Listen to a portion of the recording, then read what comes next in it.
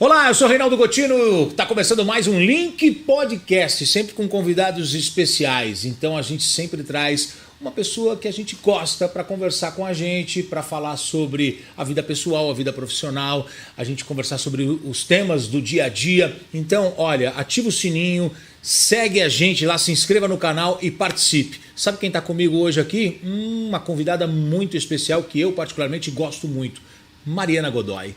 Aqui com a gente... ela, a apresentadora do Fala Brasil, uma das mais famosas jornalistas e apresentadoras da televisão brasileira, com a gente aqui no Link Podcast. Tudo bem? Tudo bem, hoje todo mundo vai descobrir que eu sou tímida na hora de dar entrevista. É mesmo? Eu sou. Sou bem mais tímida para ser entrevistada do que para entrevistar. Fico toda ressabiada. A Mariana Godoy está com a gente aqui, um dos sorrisos mais lindos da televisão, e ela está na Record todas as manhãs apresentando o Fala Brasil.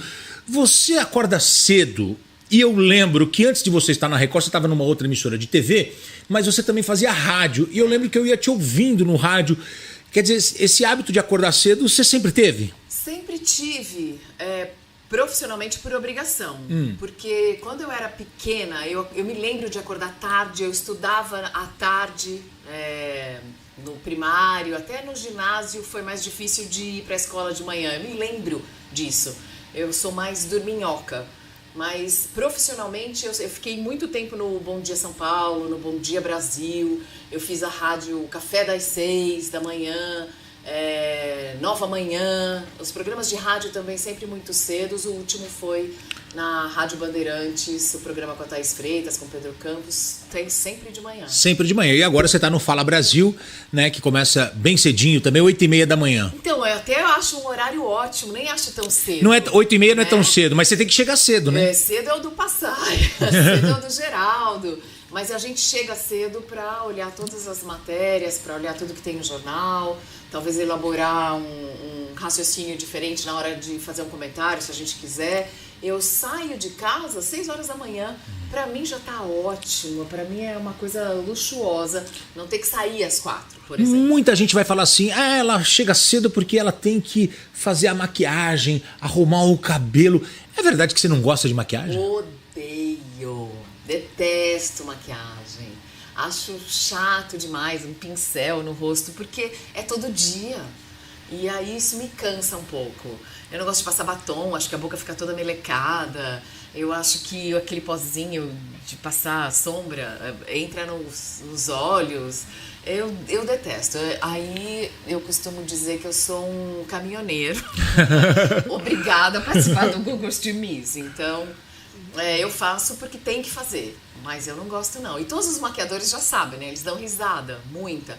Tinha um maquiador que falava assim pra mim: você precisa trabalhar em rádio, porque aí só aparece a voz. Agora a rádio também tem... Tem imagem. Tem imagem, então não tem mais nem esperança. Mariana Godoy, você deve ter ouvido muito isso. As pessoas falam assim, a Mariana é uma que fica bem de cabelo curto. Você já teve cabelo comprido alguma vez? Já, eu tinha um cabelo muito comprido. É mesmo? E quando eu era pequena, eu tinha uns 6 anos... A minha mãe acho que aproveitou que eu dormi na cadeira da Eide cabeleireira, lá em Amparo.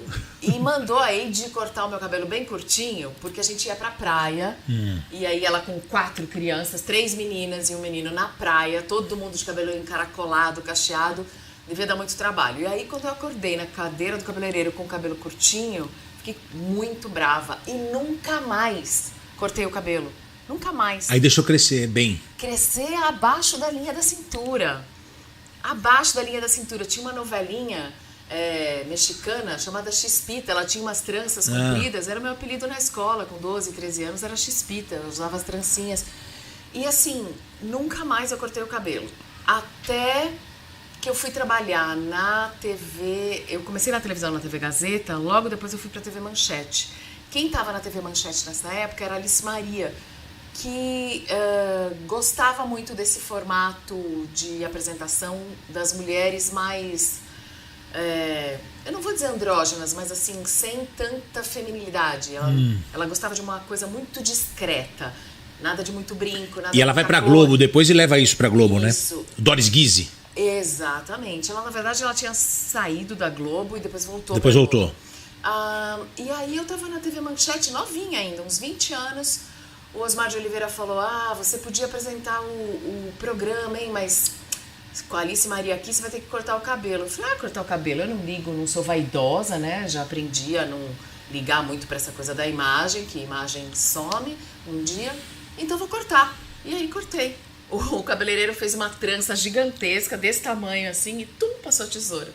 Foi lindo. Então, e isso você está no começo da sua carreira na televisão. Sim. Então, já desde o começo da sua carreira, você já adotou o cabelo curto. Tem ainda, na época do VHS, tem algumas pessoas que têm umas matérias minhas com cabelão gigantesco.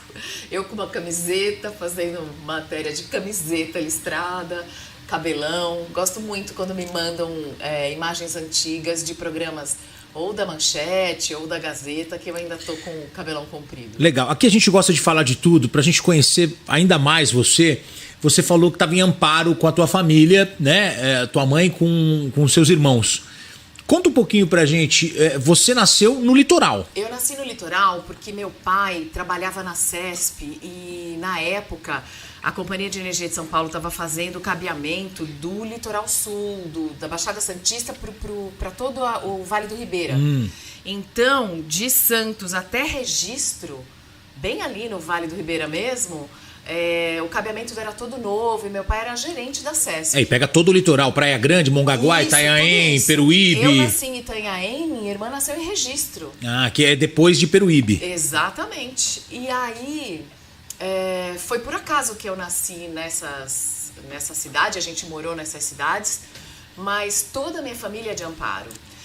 Em Itatiba tem uma avenida com o nome do meu bisavô, Coronel Camilo Pires Pimentel. Eu sou Mariana Pimentel de Godoy. Eu tenho só o nome da família do meu pai, porque a família da minha mãe é pastana.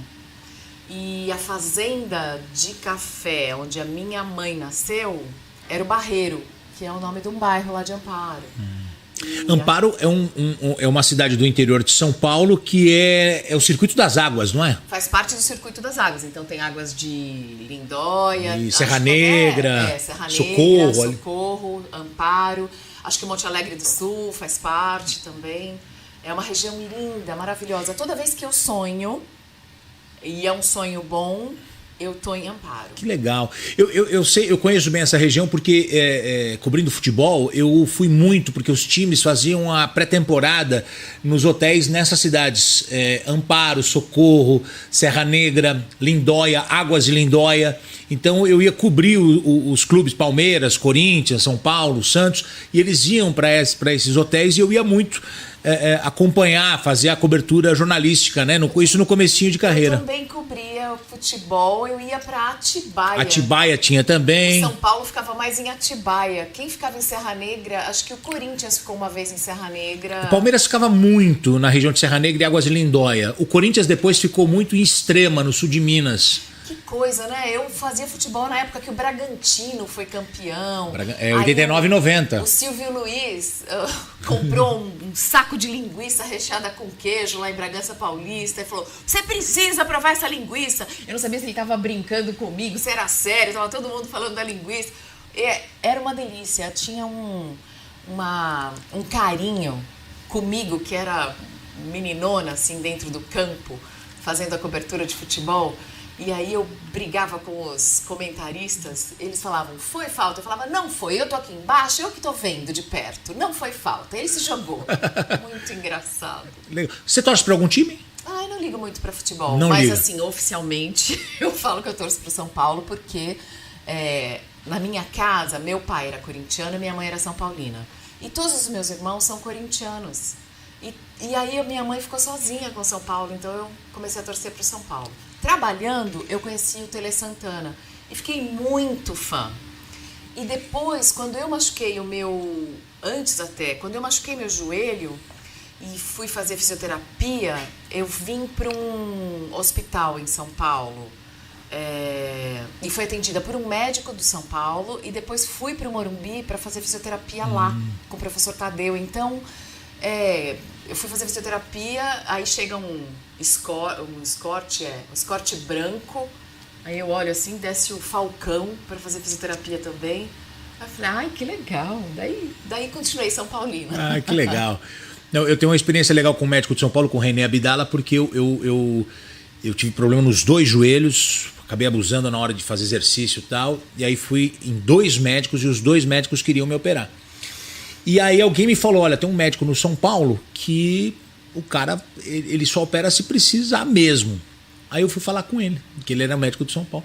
E aí ele falou, olha, eu analisei aqui os exames, 10 sessões de fisioterapia, você tá resolvido. Que ótimo. E aí eu fiz as 10 sessões, na verdade nem fiz as 10, 9 eu já estava zerado, né? E tinha o pessoal do São Paulo lá, porque o São Paulo foi sempre muito avançado nessa questão médica, né? E hoje o Palmeiras também evoluiu bem, o Corinthians também, mas o São Paulo, anos São Paulo atrás, é bem pioneiro, né? ele estava sozinho nessa, né? E conquistou títulos por conta disso, desse avanço. Mas me conta uma coisa, você é jornalista, e seus irmãos? Você tem quantos irmãos? 3? 3. A Marta, que fez pedagogia, educação física. Pedagoga. É professora. Ah, legal. Trabalha no interior de São Paulo. Agora ela está morando em Piracicaba, mas sempre morou no interior. Jundiaí, Americana, agora ela está em Piracicaba. O Arthur, que é da Polícia Federal. Legal. E que já morou também em todo o Brasil. Eu nunca visitei meu irmão, porque uma hora estava em Rondônia, uma hora estava no Tocantins, uma hora estava no Mato Grosso, Vai uma hora mudando. estava em Minas. Agora ele também está no interior de São Paulo. E a Miriam, que é farmacêutica e bioquímica, deu aula durante um tempão numa universidade, mas agora está trabalhando na indústria farmacêutica mesmo e está no Sul.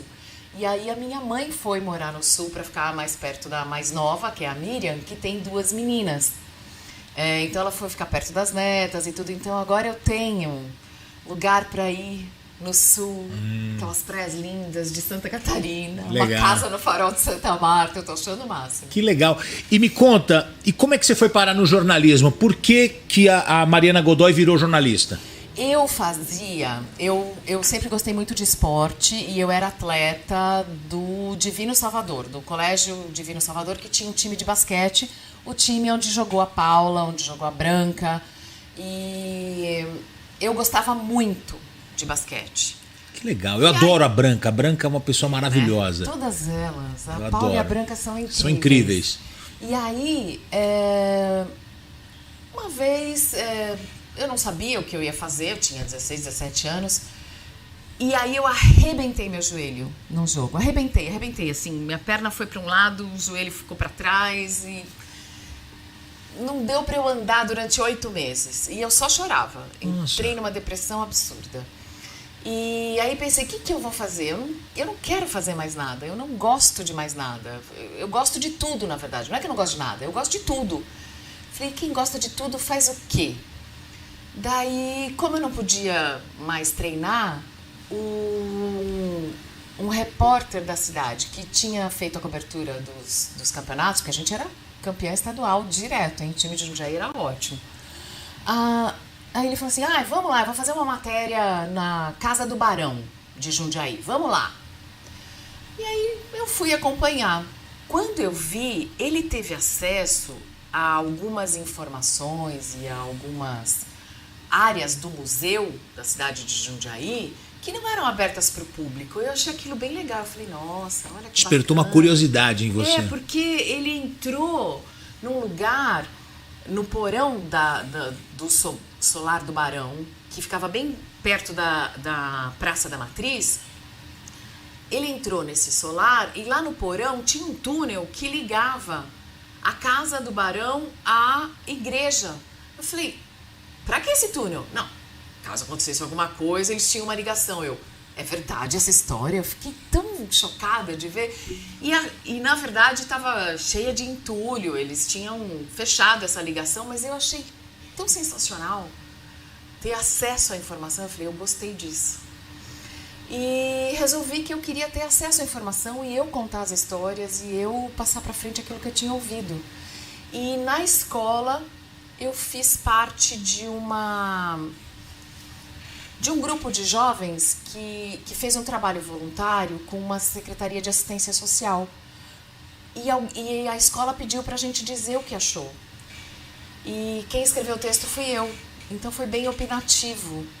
Eu fiquei alguns meses participando desse projeto e vendo quem participaria da construção de casas populares. E algumas impressões que eu tive, por exemplo, a de um cara que falou que não ia ajudar, ele queria a casa, mas ele não ia ajudar porque o braço dele não era bom. E o braço dele não era bom de tanto tomar pico. Eu achei aquilo, eu falei, o cara tá contando pra mim que ele usa drogas e que injeta. E eu com 17 anos achando aquilo tudo muito maluco, eu falei, não, é isso que eu quero fazer. Eu quero ouvir todas essas histórias, porque eram histórias que não tinham nada a ver com a minha vida. Nada a ver com a minha ideia de mundo, de vida. Eram completamente diferentes e por isso fascinantes. E aí eu quis contar histórias. Legal. Então, isso começa em Jundiaí. Começa em Jundiaí com 16, 17 anos. Legal. Eu tenho um carinho especial por Jundiaí. Eu trabalhei uns anos em Jundiaí, na época que eu fazia faculdade. Eu trabalhei na Rua do Retiro, no centro... Eu morei lá na Rua do Retiro. Você morou na Rua do Retiro? Rua do Retiro 852. Eu não lembro agora o número, mas era na Rua do Retiro, no centro comercial, um prédio ali, tinha a rádio, a Gama FM 95,5. Que legal! E aí quando caía o sinal da rádio, olha só, eu tinha 17 anos, posso contar um negócio feio aqui? Eu tinha 17 anos, quando caiu o sinal a gente tinha que subir na Serra do Japi. Opa! Pra religar a emissora. E é um caminho. E um dia não tinha ninguém pra ir, o vizinho emprestou o carro, eu fui com o Fusquinha, dirigindo. Mas e daí? 17 anos. Você chegou... Ah, tudo Cheguei... bem, no interior não tem nada disso não, viu, gente? Quem sabe dirigir, dirige. Cheguei e religuei... Era assim nos anos 80. Cheguei e religuei a rádio, voltei e coloquei a rádio no ar. Isso é muito legal. Eu trabalhei em rádio também. A primeira rádio que eu trabalhei foi a Rádio Cidade. Vê se você já ouviu isso aqui. ZYD 854, Rádio Estéreo Cidade. Ah, que legal. Quem fazia era Simone Rigotti, eu imitava. Simone Rigotti, uma lenda do rádio. Não, ela era demais. E o Robertinho Reis, que tem a melhor voz até hoje. Eu até acho hoje incrível. Ele tá nativa, o Roberto Reis é maravilhoso. Ele é maravilhoso. E aí, eu me lembro que eles tinham um estúdio na Paulista e eu não sei porquê... A gente subiu nesse estúdio... ou não era da cidade. Eu não sei estúdio de quem que era, porque agora eu tô confundindo com a época que eu trabalhei no Canal Mais. E a gente subiu num estúdio no alto de um prédio na Paulista e teve que colar papel alumínio no isopor para vedar, para... A sonorização, para ficar e melhor. O sol, para não entrar tanto sol na sala do equipamento. E aí eu e a Adriana... passando cola naquelas telas de isopor e depois passando aquele papel alumínio para o papel alumínio refletir o sol para o outro lado. Uma hora a gente saiu assim da sala rindo à toa. A gente nem percebeu, né? Que tava lá com toda aquela cola e a gente começou a viajar. Imagina, olha que absurdo. Mas não foi na Rádio Cidade isso não, acho que a Rádio Cidade foi depois. Mas interessante como as coisas mudaram, né? O tamanho dos equipamentos. Hoje a gente vem aqui, ó, do microfone, umas câmeras pequenas, um computador. Não, era uma sala que tinha o equipamento, ia do chão ao teto com aqueles rolos enormes. De fita gigantescos. Ainda tinha, eu trabalhei ainda na época que a Dentel pegava a fita do rolo para ouvir depois, para ver se alguém falou alguma bobagem. Dentel, o Departamento Nacional de Telecomunicações. Imagina, olha isso. E eu trabalhei na Rádio Cidade com Tony Lammers, que fazia... A Maria só vai esquecer o José o dia em que um pintor conseguir reproduzir em uma tela o barulho de uma lágrima caindo. E aí tocava a música. E eu ria nos bastidores. Mas então você tem... Embora você tenha feito muito sucesso, está fazendo muito sucesso na televisão, eu percebo essa sua paixão pelo rádio. Você gosta, rádio né? É uma delícia. É uma delícia. Eu gosto, eu acho, até. Mais de rádio... Não é mais, é diferente, é um amor diferente. É uma coisa paixão completamente diferente. Eu também sou assim. O rádio é muito legal. Eu não gosto desse rádio de YouTube, rádio com imagem, não ligo não. Eu gosto de rádio. Não gosto de bagunça, não gosto de todo mundo falando junto ao mesmo tempo, não consigo ouvir bagunça em rádio.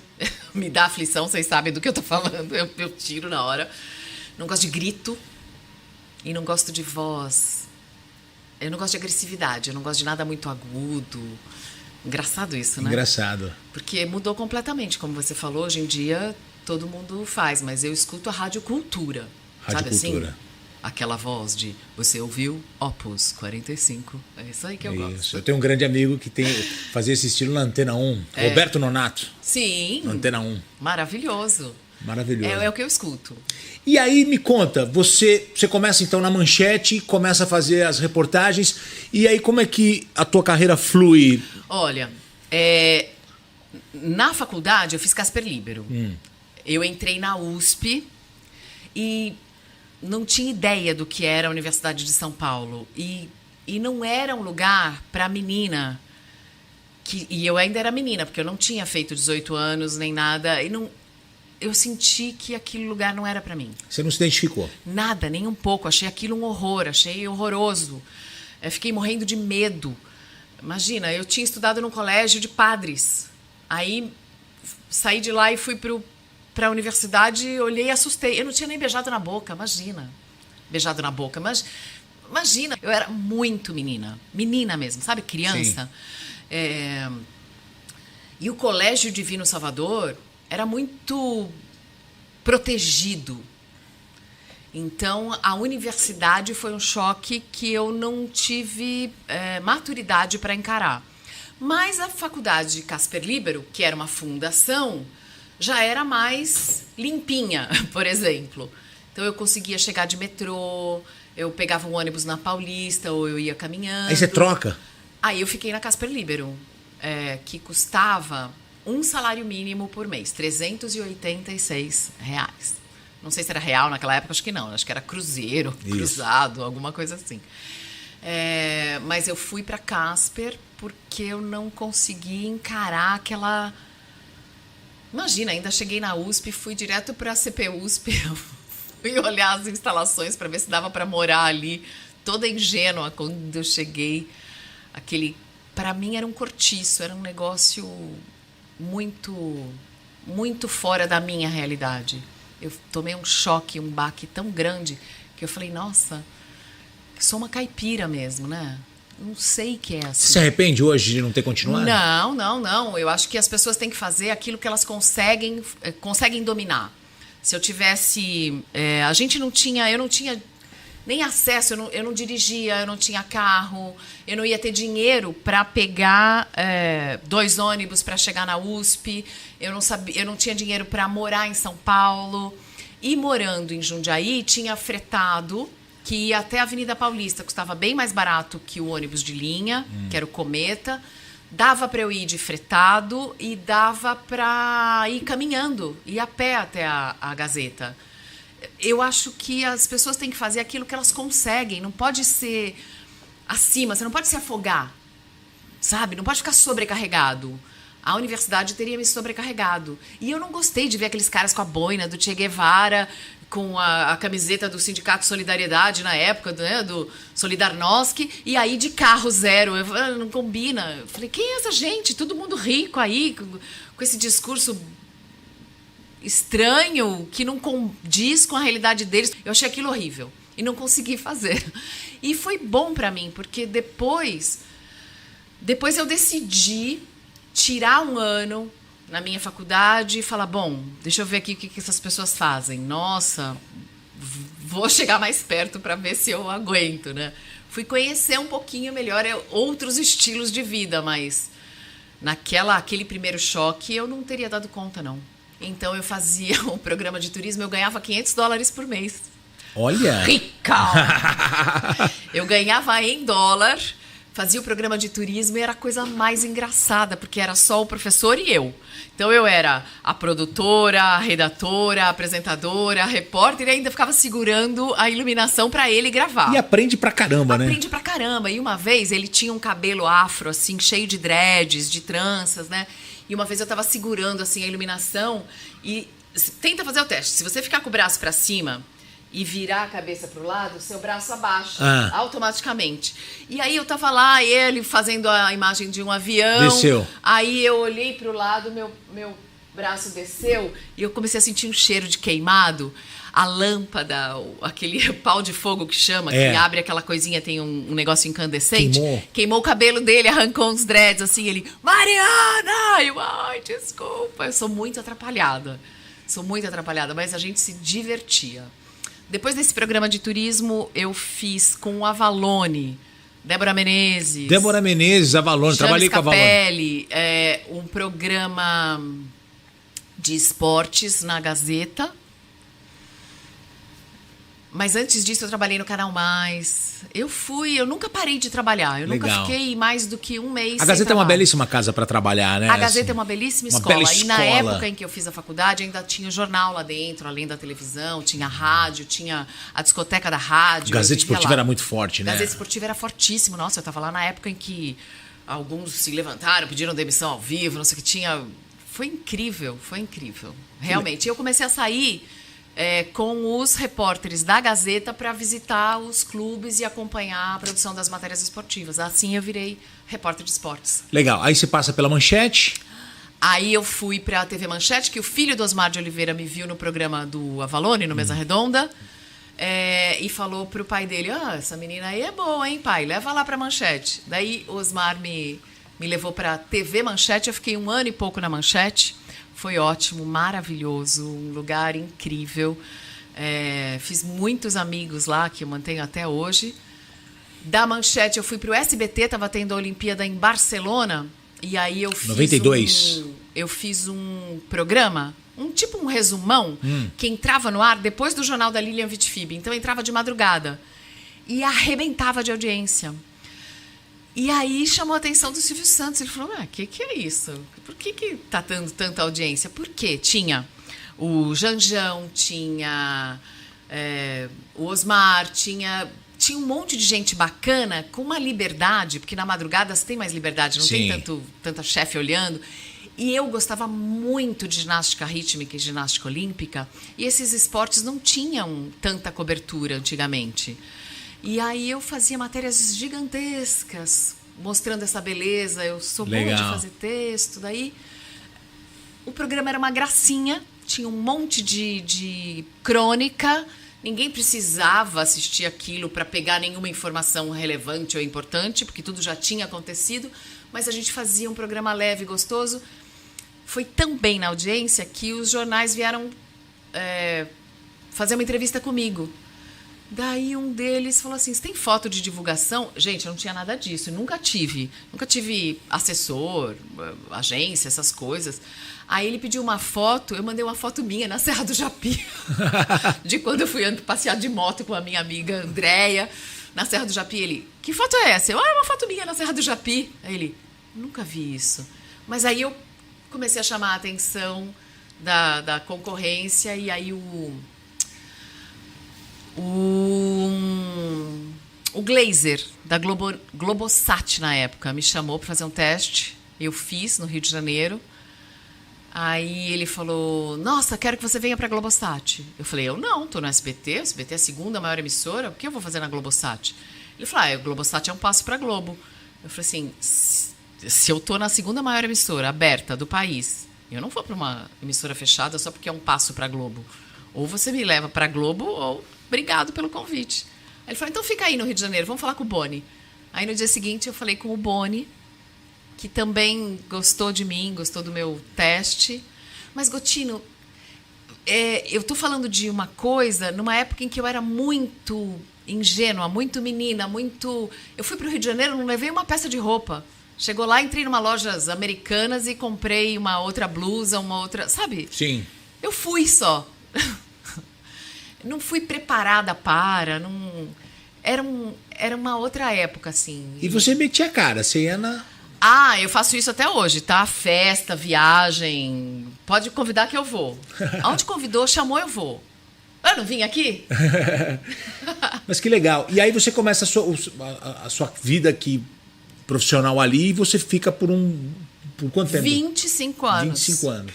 Teve uma época em que a CNN tinha uma correspondente no Rio de Janeiro, chamava Mirella Maribela, alguma coisa assim. E ela saiu... E a Turner, que controlava a CNN na época, fez um teste comigo em inglês, né? Precisava ser em inglês. Eu até usei a estrutura ali do estúdio para gravar o teste. Passei e aí eles fizeram uma proposta. Daí eu teria que ir para Atlanta para conversar com eles. Quando eu fui falar para o meu diretor, eu falei assim, olha, lembra que eu pedi para gravar aqui o teste para a CNN? Eu passei, agora eles pediram para eu ir para Atlanta, eu acho que eu vou trabalhar com eles. Ele falou, como assim? Eu não libero, não. Porque eu já estava com um contrato, eu já era PJ. Eu falei, mas como não libera? Pensa, 3 letrinhas no meu currículo, essas 3 letrinhas no meu currículo. Ele falou, você tem 5 letrinhas no seu currículo, fica aí. E aí logo depois eu engravidei, tive meu filho, daí achei melhor ficar mesmo. Mas foi a única vez que eu pensei em sair. Mas meio que não tinha para onde ir muito bem, assim, né? Você fica meio acostumada, você se acomoda. E aí, depois com um filho pequeno, você fica covarde. Você fica com medo. Porque antes de ter filho, você faz qualquer coisa, né? Você não tem que pensar em ninguém. Seu filho hoje tem quantos anos? 24. E aí, ele já está encaminhado numa área? Já. Então, ele me redimiu, porque foi fazer USP, que eu não tive coragem. Fez a poli. A gente foi morar no Rio de Janeiro uma época. Tirei ele da escola. Eu tenho uns remorsos de mãe, sabe? Tirei ele da escola, que ele estudou desde o primeiro ano, tirei ele no 2º colegial. E aí botei no Rio de Janeiro, num colégio que ele odiou, um colégio católico, ele odiou com todas as forças. Ele falou, mãe, eu vou ser expulso dessa escola. Ele ficou 3 dias no Santo Agostinho. Eu falei, não precisa não, pode deixar. Não gostou, não gostou. Aí botei ele na escola Parque, acho que era o nome da outra escola. E aí ele curtiu, estudou com o filho do Caetano, já era uma escola mais tranquila, sabe? Legal. E entrou na UFRJ, ele sempre foi super bom aluno. Você falou que você tinha entrado na USP e não tinha ainda beijado na boca. Não é que não tinha beijado na boca, eu tinha beijado na boca, mas eu não tinha transado com o namorado, eu tinha beijado na boca uma vez só, entendeu? Então, porque as pessoas querem saber onde querem saber, as pessoas onde foi o primeiro beijo? Querem saber. Então foi uma força de expressão ali. Não, mas eu tinha 16 anos quando eu beijei na boca. Eu beijei mais tarde do que as meninas hoje beijam. Elas beijam com 12, 13. Eu com 13 anos, eu estava na 8ª série, eu tinha uma boneca chamada Cresce. Você virava um botão nas costas da boneca, crescia o cabelo. Aí meu irmão brigou comigo, ele cortou o cabelo da boneca, imagina. Ter irmão é muito legal também, né? Uma vez eu cheguei em casa, ele tinha... Mas as amigas não sabiam da boneca na escola. Não sabiam, acho que todas brincavam de boneca. Não sei se todas brincavam ou não, eu brincava. Então hoje tá diferente. Eu não sei, eu acho que as meninas hoje estão mais avançadas. A exposição à sensualidade e até à sexualidade, ela vai começando cada vez mais cedo, né? Eu tenho 2 filhos. O Rafael tem 14 e a Giovana tem 11. As meninas parece que elas... eu não diria amadurecem mais rápido, mas as meninas já estão mais ligadas do que os meninos. Os moleques estão jogando bola, jogando videogame. Se tiver o primeiro contato cedo, vai despertar para isso cedo, né? E eu acho que, não sei se isso faz parte de algum tipo de evolução, mas eu era meio tranquila, eu ainda sou muito tranquila. Eu sou muito tranquila para algumas coisas, eu não percebo outras, ainda bem, porque eu vou passando incólume. Eu vou me livrando de um monte de coisas, porque eu não percebi. Então, e hoje seu filho faz USP? Faz USP, já devia ter terminado, mas está terminando. Acho que deixou 1 ou 2 matérias para o final, porque é pesado, mas me redimiu. Você perguntou do primeiro beijo na boca, foi no cinema, durante o filme extremamente romântico, A História do Homem, chamado Cavalo. Esse era o filme que eu beijei na boca. A História do Homem chamado Cavalo. Só lembro que tinha uma cena horrível, porque era um... Eu não sei que ator que era um ator loiro, não sei se foi o que fez o beijo da Mulher-Aranha, mas era bem parecido com ele. Mas tem uma hora que ele era puxado, assim, por 2 grampos, por uma corda. Eu falei, por que eu tô assistindo esse filme? Um Homem Chamado Cavalo. Mas foi durante esse filme no Cine Marabá, em Jundiaí. Em Jundiaí. Tinha 16 anos. Legal. Bom, a gente está conversando aqui com a Mariana Godoy, a nossa convidada no Link Podcast. Você não esqueça de ativar o sininho, de se inscrever no canal, de participar com a gente. A gente sempre traz convidados especiais e você está conhecendo um pouco da vida, né, dessa grande apresentadora, dessa âncora do jornalismo. Você falou em um determinado momento que você sempre gostou de dar opinião. É é uma marca sua também, né? Você não gosta só de trazer a notícia, porque tem os apresentadores que trazem a notícia, que informam, mas você, sempre que você pode, você opina, você gosta de dar um pouquinho aquilo que você pensa. E o jornalismo atual permite isso. Olha, mudou, né? Não era. A gente tem que entender que as coisas mudaram muito rapidamente e parece agora que tudo sempre foi desse jeito. Não. Existia um jornalismo que era única e exclusivamente leitura de cabeça e você não podia escapar daquele roteiro nem por 1 milímetro, porque tomava bronca, imagina, era uma coisa muito quadradinha. Eu gosto mais da provocação e da análise, eu gosto mais da entrevista e até da opinião, porque eu acho que ela faz parte de um processo. Não necessariamente quando eu dou uma opinião, ela é uma opinião minha, às vezes ela é uma provocação só para tirar a melhor resposta do entrevistado. E eu não me importo, por exemplo, de fazer perguntas que eu já saiba a resposta, eu não me importo de fazer perguntas que pareçam provocativas, embora eu não seja agressiva, eu não me importo com a exposição da opinião ou da provocação. Foi assim que eu consegui as minhas melhores entrevistas ou as melhores respostas.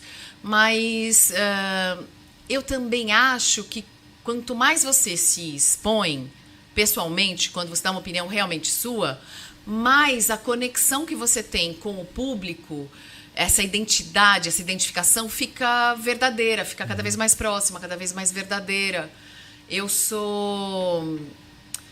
vi uma vez eu fui num evento de mulheres que se destacavam e eu estava ali como apresentadora, mestre de cerimônias, e eu vi presidente de uma grande multinacional dizendo o seguinte: existem as promoções por talento, por produtividade, por indicação, mas assim, uma boa parte do sucesso de quem alcança esse sucesso vem também da coragem que a pessoa tem de se expor. Então, não só de você chegar no seu chefe e dizer, tá vendo aquela vaga? Eu quero aquela vaga. Tem muita gente num ambiente corporativo, você vê isso. Tem muita gente que fica reclamando que não conseguiu uma promoção, mas nunca chegou no chefe direto ou no superior dele e disse, sabe aquela promoção ali, aquela vaga ali? Eu quero. Eu estou fazendo de tudo para chegar naquele lugar. Então, pense em mim, lembra de mim quando aquela vaga chegar. E eu gostei disso, então eu comecei a deixar sempre muito mais claro o que eu queria, como eu queria, por que eu achava que tinha direito ou que poderia fazer. E essa exposição me ajudou, então fui aprendendo ao longo do caminho. Legal. Você falou sobre as entrevistas e não é uma puxação de saco nada, mas assim, eu gostava muito de um programa de entrevistas que você fazia na Rede TV. E você deve ter até observado os recortes das suas entrevistas se espalhando nas redes sociais, porque as pessoas gostavam muito do jeito que você entrevistava ali, você perguntava mesmo e tal.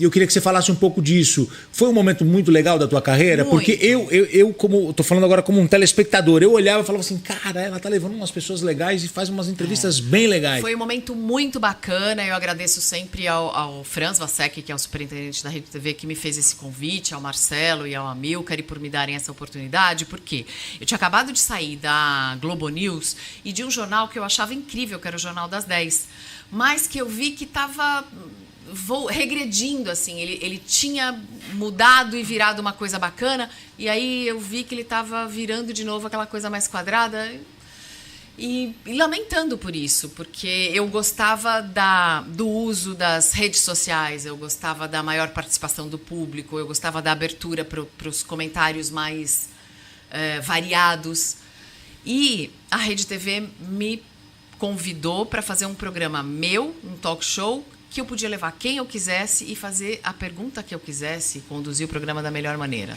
a minha maneira. Então, a gente tinha uma equipe pequena, era eu, Matheus, a Bia, uma equipe de 4 ou 5 pessoas, que fazia os convites, e os artistas diziam muito não, porque tinha um contrato de exclusividade aqui ou ali, É uma ou chatice acolá. isso no Brasil, né? Chatice. Tão diferente de outros países. Uma chatice. E a Globo não libera, ai, que coisa cansativa. Mas eu nem posso reclamar, porque a Globo me liberou 2 convidados bem bacanas. Um deles foi o Casagrande e o outro foi o Canuto. E eu me lembro que eu fui direto no Ali e falei, Ali, libera aí. Não sei. E ele foi super bacana. Então, assim, nem vou reclamar mais. Conseguiu porque você tinha um caminho ali, né? Então, mas às vezes a própria assessoria de imprensa já fala não, Isso. porque a própria agência do artista já fala não, porque quer dar preferência para esse e para aquele. Mas então o que aconteceu? Como eu não tinha acesso aos grandes artistas, eu entrevistei pela primeira vez e fiz logo as primeiras entrevistas com os pequenos artistas. Então, quem eram esses que eu conseguia levar? Eu levei o Johnny Hooker, a primeira entrevista que ele deu em rede nacional foi pra gente. Eu levei a Isa. A Isa tentou me fazer dançar, gente, que desastre. Eu falava, Isa, eu gravo... É um fenômeno hoje, eu né? gravo com o maior prazer, mas eu não conseguia fazer um passinho do lado dela. Linda, encantadora, um doce de pessoa. Então, assim, entrevistei muita gente bacana, além de Bibi Ferreira, Angela Maria, o próprio Miele. Então, assim, eu entrevistei grandes artistas, o Ney Matogrosso, que fez uma entrevista incrível. Mas, por exemplo, no dia que foi o Ney Matogrosso, eu entrevistei um rapazinho que tinha acabado de chegar de uma viagem, chamado Thiago York. Ele foi lançar a música lá no meu programa. Legal. E a música era aquela Eu Amei Te Ver. Eu falei, nossa, que graça esse menino. Então, eu gostei muito de ter feito parte também do início da carreira dessas pessoas tão talentosas.